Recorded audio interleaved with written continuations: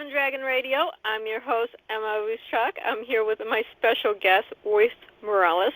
Welcome. Thank you. It's an honor to be here. Now, many of you don't know, we had the schedule for a previous date. We had severe technical difficulties, of course. Yeah, but it's okay. We're here now, and we have a very renowned spiritual teacher, an author, and just an all-around wonderful person. So let's have fun. And where did you get started? Well, I've always been kind of obsessed with trying to understand the meaning of life. I used to drive my poor mother crazy, asking her all these questions that she couldn't answer, at a really young age. And I just got so frustrated that I started on my own little search and ended up trying all kinds of disciplines and church hopped and all kinds of things. And out of that, I actually was asked, I was involved in a church situation. It wasn't really a church. It was a spiritual organization that was teaching everybody how to be channelers. And my teacher called me up one day and said, could you take over the class for me just for a couple of weeks? I'm going on vacation. And I said, sure. And when I got to the class, it ended up that I really didn't do much, but everybody just kind of felt safe to open up or something. I'm not even sure what happened. It was pretty amazing. But one person came up to me after the class and said, you seem to know a lot of stuff. Would you consider teaching me? And I looked at her like she was insane. But out of my mouth came, oh, sure, yeah, bring your friends. And so she brought 10 of her friends to my living room, and I started teaching, and I had no idea what I was going to say, but these words would sort of just come out of my mouth spontaneously. And afterwards, I would write everything down that I said, and it was like, oh my gosh, what did I just do? Who am I? What's going on here? And eventually it just kind of expanded and grew, and I opened a center in Redondo Beach, and it's just kind of all been word of mouth. And I find nowadays everything is so easy to do technologically that I've decided to expand my teachings and make myself available in various, technological ways, either individually or as groups. And I find that it's so rewarding to do this. It feels so purposeful, like this is my gift. This is what I've been meant to do my entire life. And I've been doing it for probably 4 decades. So, yeah. Wow. Yeah. Well, isn't it funny, though? We start doing something, and we just fall into our path that we're supposed to be on. That's for sure. I never in a million years would have thought that I'd be doing this. I was an art major, and I thought maybe I'd be a teacher. I don't know what I thought I would be, but it was definitely not in this field. It was just something that I was interested in, but it just started to come out of me. And it just evolved from there. Yeah, we start at a young age. I think they start these, what do you want to be tests in like 6th grade. Really? Wow. Aptitude test or something like that. And yeah. You take a test. My daughter just had to do this right before all this craziness stopped or started, whatever you want to call it. And it's like, what will you be good at? And then they give you a 5-page pamphlet based on how you test. It's like, how does a test know where your path is in life? All you're doing is setting kids up to fail because now they're under pressure because they think that's the only thing they're good at. Right. Yeah, or that's the only thing you're bad at. Because I remember taking tests like that and discovering that, gosh, I really am bad at math. And so I just kind of gave up trying that, What a horrible thing to do to a young person. Exactly. It's horrible. Yeah. I'm like, I remember taking these in class, and it was always, they had me working at factories or being in retail. I hate both. Oh, wow. That's awful. Yeah, I've tried both, but that wasn't my path. How can a test tell you what path you're supposed to be on? Yeah. One, Yeah. you're too young. Yeah, of course. And two, it's not up to anyone. It's up to us to decide what makes us happy. Yeah, that's very true. Yeah. And they probably don't have any question on there. Do you feel as though you're a spiritual leader? So that's pretty funny. I mean, I'm certain that the test is all about academic things and, probably. that kind of stuff. So, yeah, how sad. Yeah, I mean, are you into drama? Are you into, acting, singing, whatever it may be? Mm-hmm. Are these your Right. passions? A test isn't going to tell you your passions. That's right. Yeah, yeah. I mean, well, I'm certainly glad. I'm glad that I never listened to those tests. Yeah, I tried. It didn't work out very well. But that's why we need people like you to guide us to our path. That's true. And a lot of what does happen from my teachings is that people awaken to what they really are supposed to be doing in life. I call it their purpose with a capital P. It's something that kind of, you feel it your whole life, but maybe you can't put words to it, or maybe you've bought into people saying, oh no, you should be a doctor because your mother is a doctor, or that kind of message that we get. And there's something that just is aching to sprout and to grow and to flourish that all of us have. It's our purpose in life. It's our being, our essence, our soul. And if we don't follow that path, we feel miserable inside and we don't know why. Right. I have a lot of students that come to me that say, I don't know, there's just like this constant feeling of, gosh, I don't know why I'm here, and I don't know what I'm doing, and I feel miserable and all of that. And then they discover what their true purpose is, and they say, God, I knew that when I was 2 years old and I just didn't listen. So yeah, it's so important. It's crucial, really. Exactly. I mean, if you told me 10 years ago I'd be running a radio show, owning a company, and being an author, I would have laughed at you. Yeah, I hear you.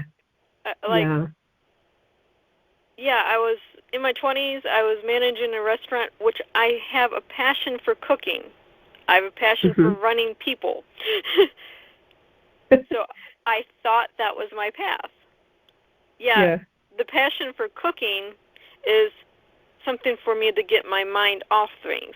The passion for helping people, like getting authors out there, motivational speakers, connecting people to life coaches and stuff, is what I'm meant to do.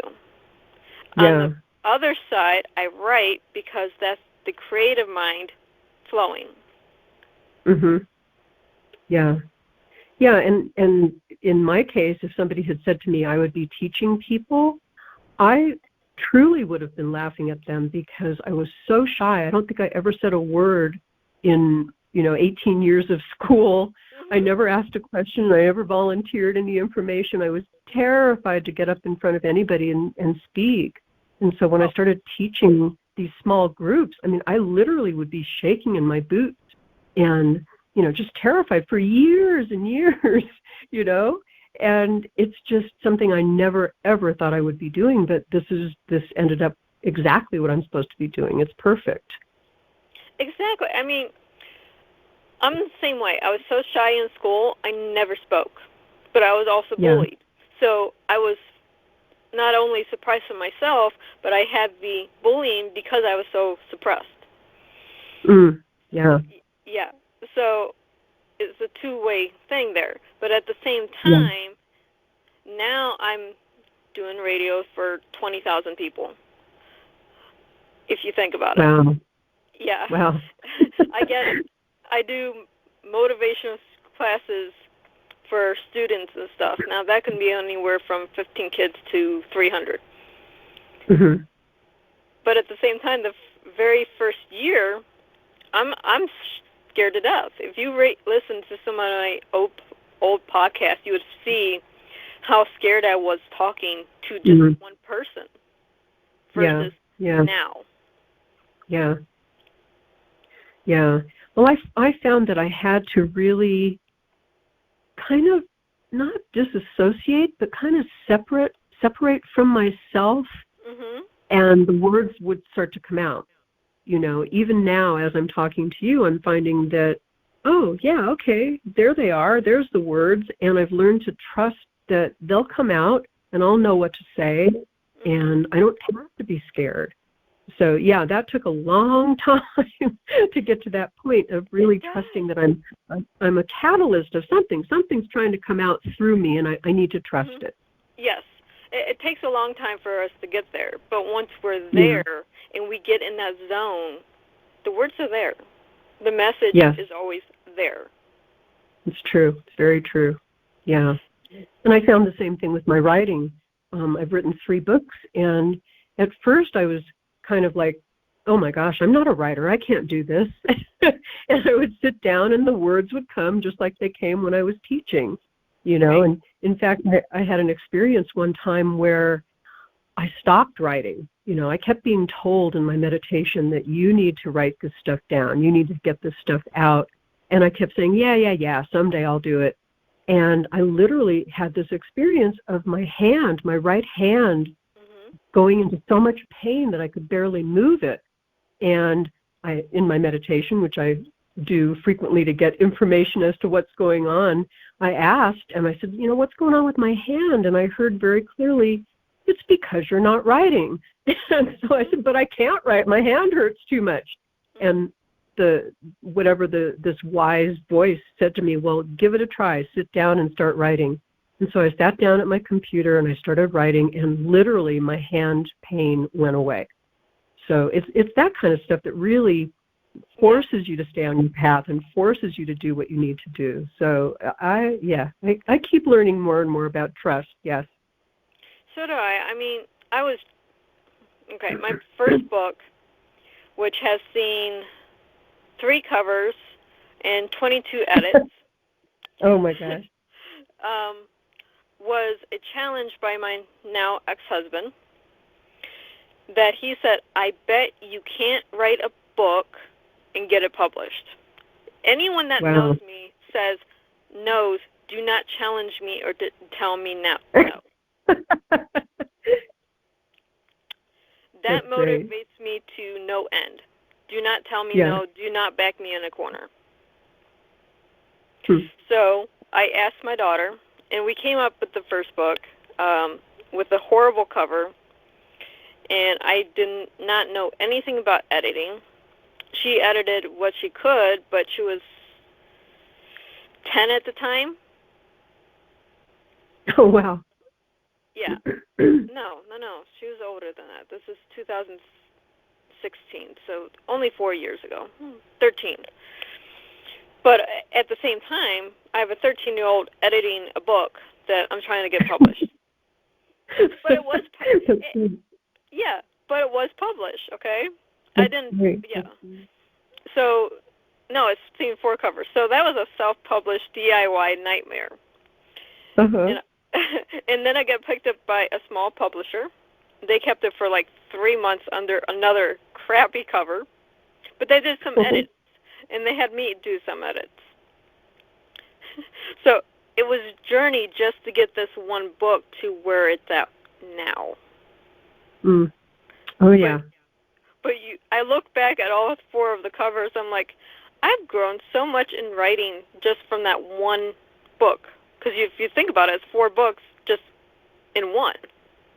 Yeah. Well, I think that's part of our evolution. I'm even now, after writing all these years, I have a blog that I post once a week, and I'll get it prepared, and then I'll go back to it before it's actually posted, and I'll make 20 changes, So we're constantly evolving. We're constantly seeing things in a different way. We're constantly, again, kind of tuning in to what we need to say or what needs to be said and putting it out there.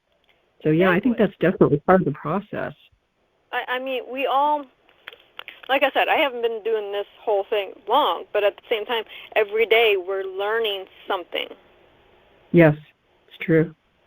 Yeah. And I pick up things very quickly, but at the same time, you don't go a day without learning.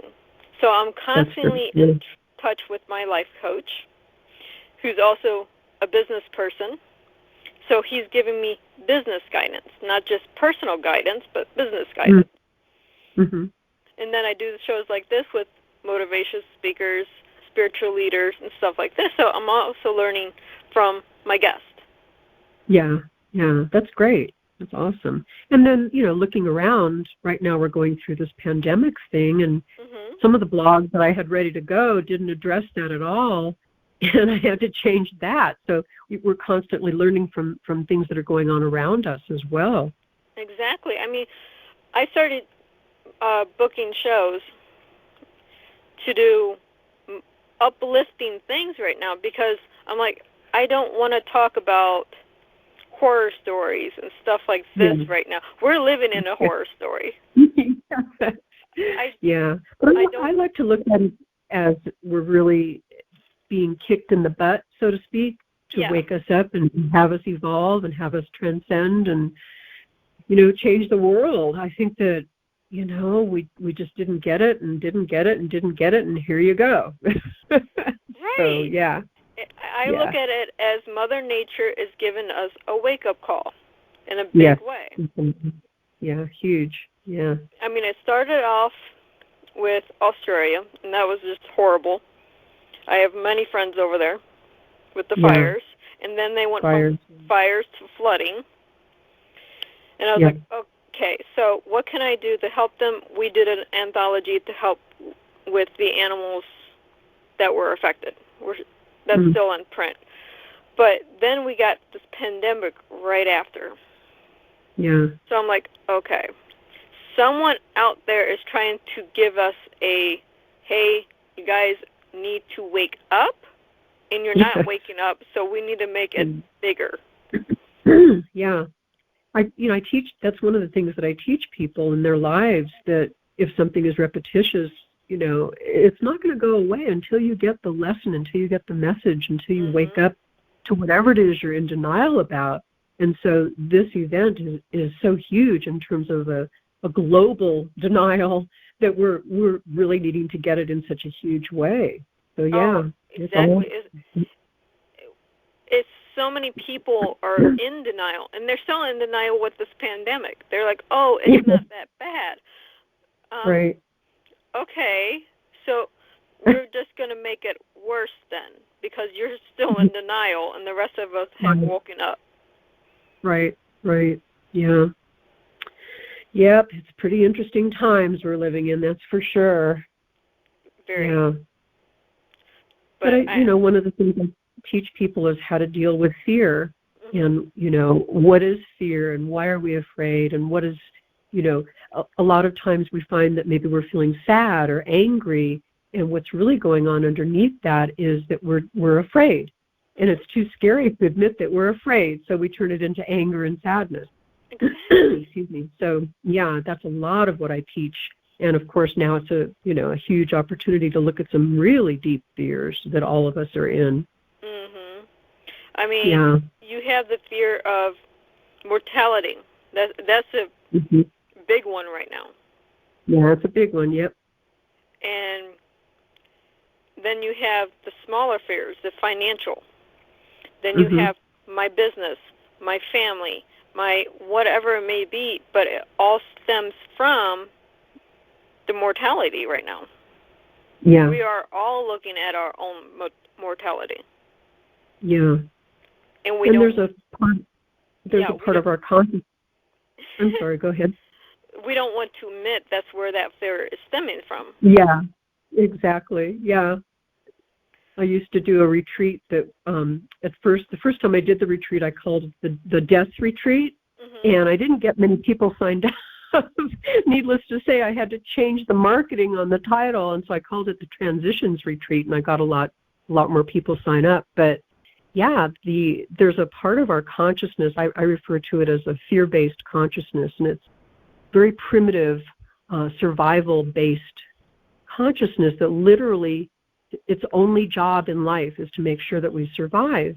And when that part of it gets threatened in some way, it goes berserk. And right now, all of the entire planet has that part of our consciousness in overdrive, So, yeah, and it's hard to kind of shift out of that and reach our higher consciousness and our wisdom and our trust and the real truth about things, because that part is so loud right now. So, yeah, it's pretty challenging for people. It really is. Exactly. We have to learn to overcome some of these fears. But at the same time, we need to learn to see what's around us to grow. Yes. Yeah. And I teach people how to deal with fears, not by running from them, but by really feeling them and getting the message from them and finding out where they're really coming from, because a lot of our fears are just triggered from events from our past that we've never completed, that we've never really learned and got the message from. So I teach people how to do that. And, it could be in this life, it could be a past life, it could be all kinds of things, but there's so many fears that get triggered so easily in us all the time, constantly, whether we know it or not. Yeah. Oh, I completely 100% agree. It doesn't have to be from this life. I'm big on past lives. But we could have had something happen in a past life that we're still fearful of today, and we don't realize it at all. Yeah, it's all subconscious. Yeah, a lot of the work that I do, I take people back to those memories and have them get in touch and release them so they can stop being affected by them, so that we're all, we're able to look at the situation and go, okay, I get it, I see now. So yeah, there's so much stuff that we bring with us, so much baggage, so much incomplete experiences and memories and events and traumas that we're living out.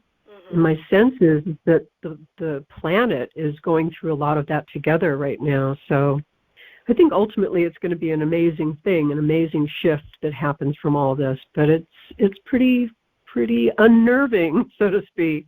Yeah, I've been talking to people last week in this. I'm like, we're in the middle of darkness.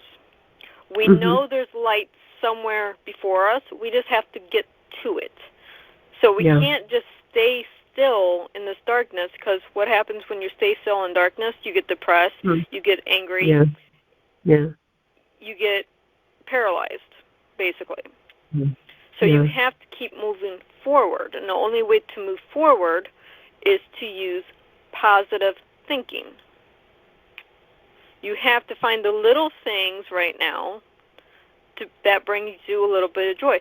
When it was the last time most of us were able to be with our children 24/7, without interruption? It's true. Yeah. Like, all the things that we don't notice. Yeah. When I have my daughter home, and there's times it drives me crazy, only because she asks me questions that make my heart stop, and she does it on purpose.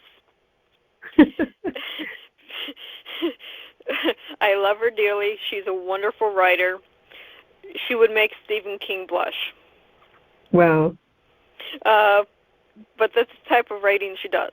And then we're in the middle of this pandemic, and she gives me something she's working on in her head. She hasn't wrote it yet, and my heart just stops. So in the middle of me doing my thing, she just drops this, and now I'm thinking. But when was the last time I had these moments with her? That's true. Vacations? Yeah. Maybe, Yeah. Yeah. So I'm so thankful for this time with her, this extra time.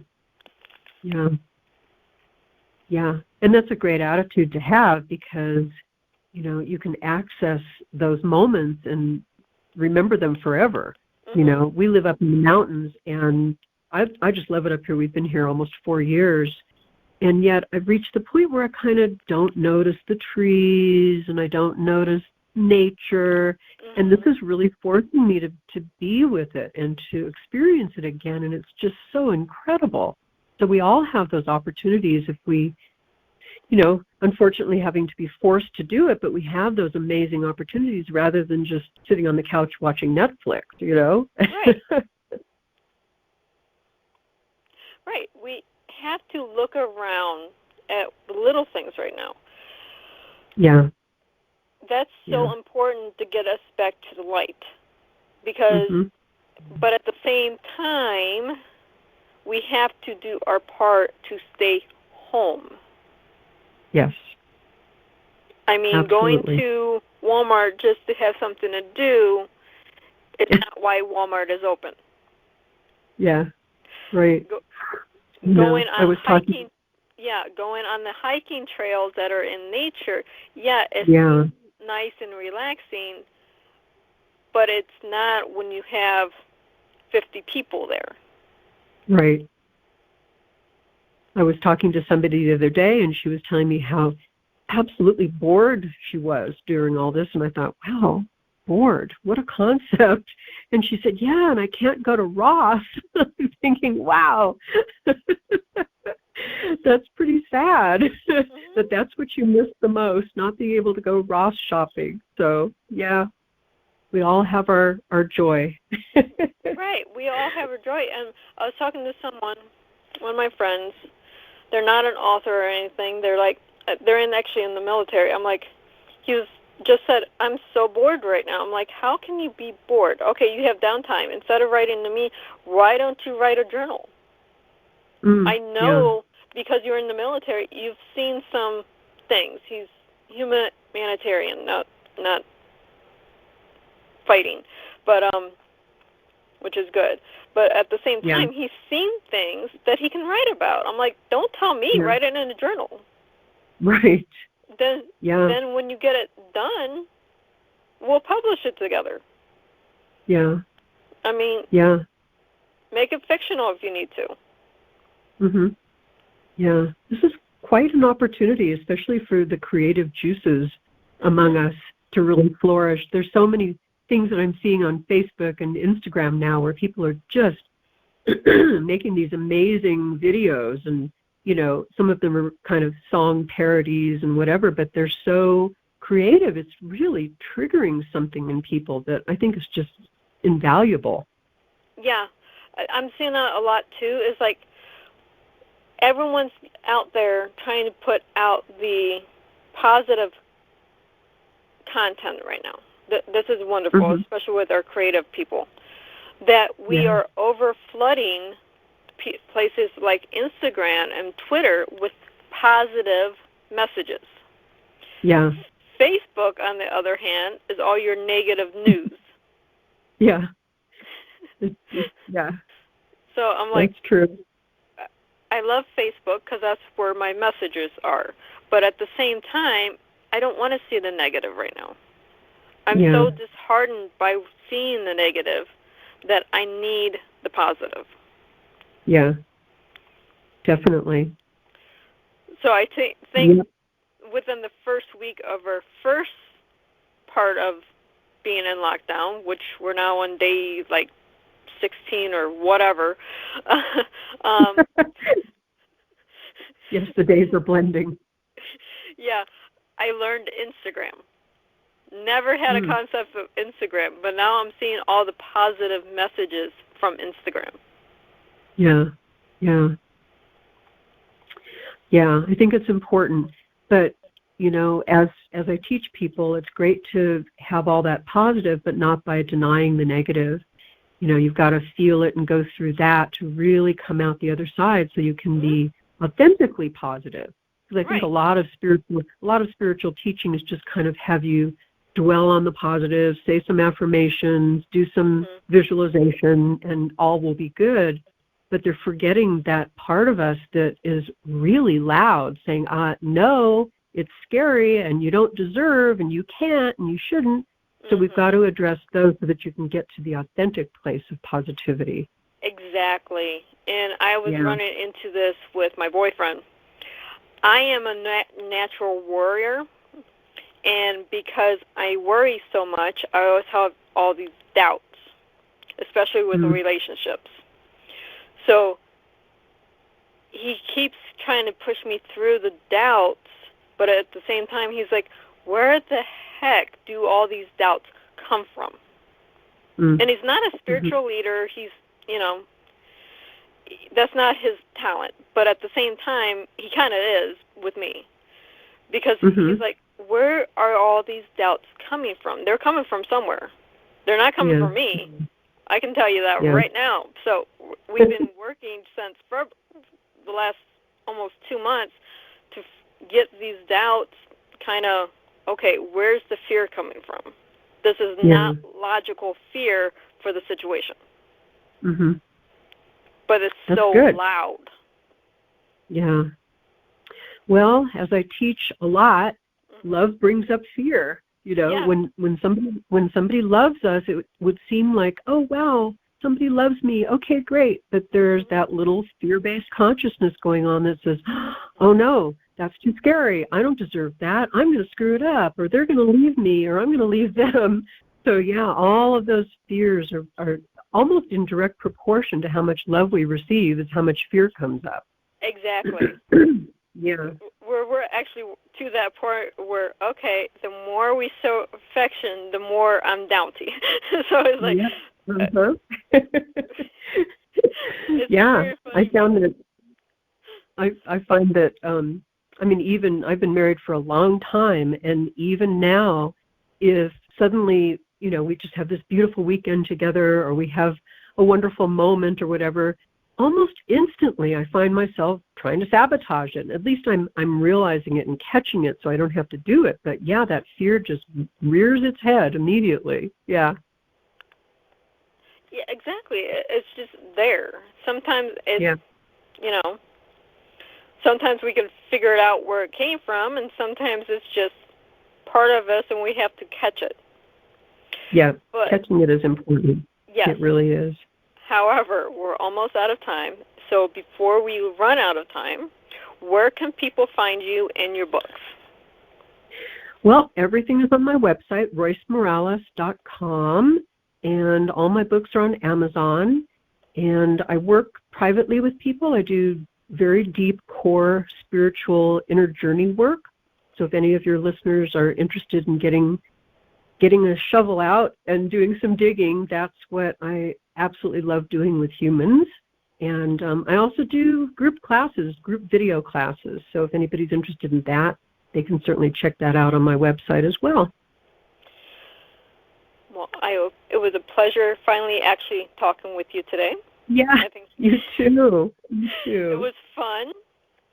And feel free to come back on at any time. I always love talking like this. I would be honored. Yes. Thank you. For all of our listeners, again, that's Royce Morales, Royce. And we'll talk to everyone later. Thank you. Thank you so much. Stay healthy.